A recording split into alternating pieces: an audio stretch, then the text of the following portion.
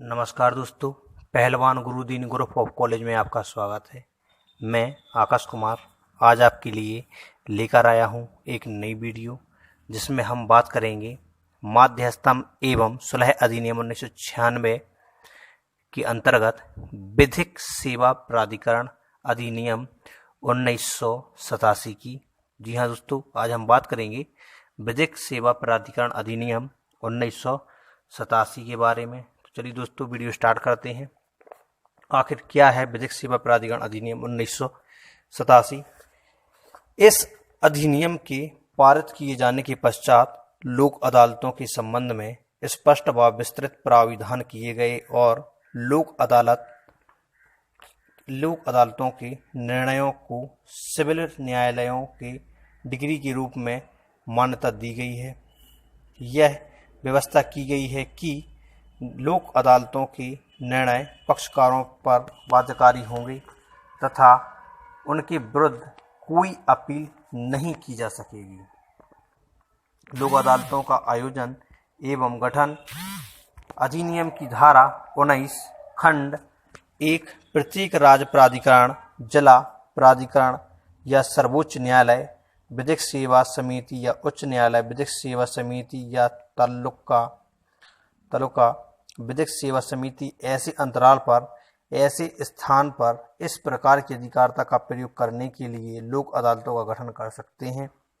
गठन धारा 19(2) के अनुसार प्रत्येक लोक अदालत के गठन में एक सेवारत या सेवानिवृत्त न्यायिक अधिकारी तथा पॉइंट नंबर 2 उस क्षेत्र के अन्य व्यक्ति जिनके राज्य प्राधिकरण, जिला प्राधिकरण, सर्वोच्च न्यायालय विधिक सेवा समिति या उच्च न्यायालय विधिक सेवा समिति द्वारा निश्चित किए जाएं। अन्य व्यक्तियों के अनुभव व योग्यताएं राष्ट्रीय विधिक सेवा प्राधिकरण नियमावली के नियम 13 में निर्धारित किया गया है कि लोक अदालत के लिए कोई व्यक्ति अर्ध नहीं होगा जब तक कि वह पॉइंट नंबर 1 कहता है विधिक व्यवसाय का सदस्य ना हो। नंबर 2 ऐसी ख्याति का व्यक्ति ना हो जो विधिक सेवा स्कीमों एवं कार्यक्रमों के क्रियान्वयन में विशेष रुचि रखता हो। नंबर 3 कोई ऐसा प्रख्यात सामाजिक कार्यकर्ता ना हो जो अनुसूचित जाति, जनजाति, महिलाओं, बच्चों, ग्रामीण एवं शहरी श्रमिकों सहित जनता के कमजोर वर्गों के उत्थान के कार्य में लगा हो। साथ ही साथ लोक अदालतों के लिए अर्ह व्यक्तियों की अनुभव व योग्यताएं उच्चतम न्यायालय के मुख्य न्यायाधीश के परामर्श से केंद्र सरकार द्वारा निर्धारित की गई हो। लोक अदालतों को निम्न मामलों में संबंध में अधिकारिता होगी। नंबर 1 लोक अदालत के समक्ष लंबित किसी वाद में ऐसा मामला जो इसकी अधिकारिता में आता हो तथा इसके समक्ष लाया गया हो, लेकिन लोक अदालतों को असमनीय अपराध से संबंधित किसी मामले के संबंध में कोई अधिकारिता नहीं होगी। लोक अदालतों द्वारा मामले का संज्ञान अधिनियम की धारा 20 में 2 प्रकार के प्राविधान किए गए हैं। लंबित मामलों के संबंध में धारा 20(1) के अनुसार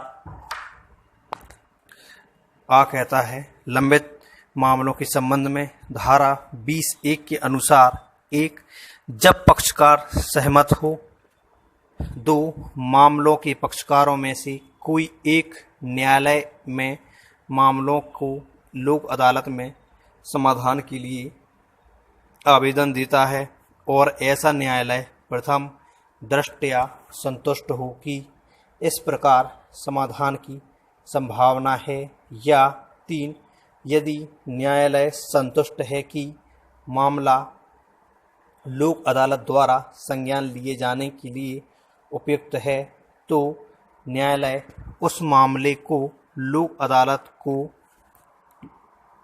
धारा 20(1)(2) के अनुसार निर्देशित करेगा, या न्यायालय एवं संतुष्ट है तो मामले को तब तक लोक अदालत को निर्देशित नहीं किया जाएगा जब तक अन्य पक्षकार को सुनवाई का युक्त अवसर न दिया जाए।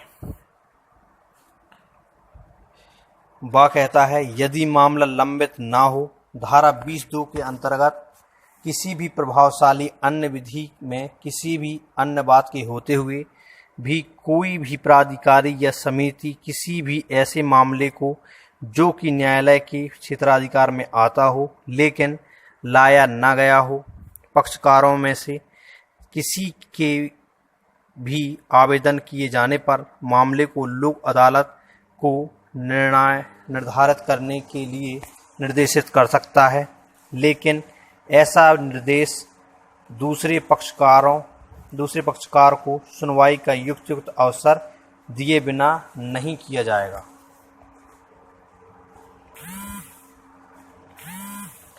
सा कहता है, समझौते एवं समाधान।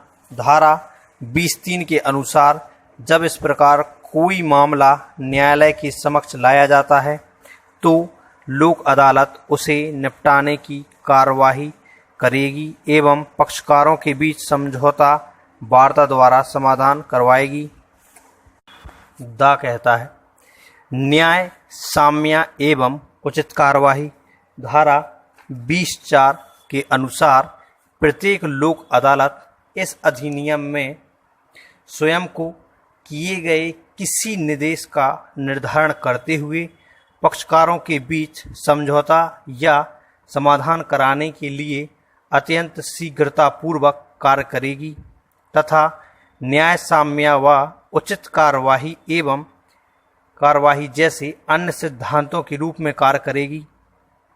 जब समझौता करना संभव ना हो, पॉइंट नंबर 1 कहता है, धारा 20(5) के अनुसार लंबित मामलों में यदि लोक अदालत द्वारा कोई पंचाट इसलिए नहीं दिया गया है क्योंकि पक्षकार में कोई समझौता या समाधान करना संभव नहीं है, तब यह उस मामले के अभिलेख को पुनः उसी न्यायालय को निपटारे के लिए प्रेषित कर देगी जिसने उसे मामले के निपटारे हेतु निर्देश किया था। पॉइंट नंबर 2 कहता है, ऐसे मामले जिनको न्यायालय के समक्ष नहीं लाया गया था उनको यदि लोक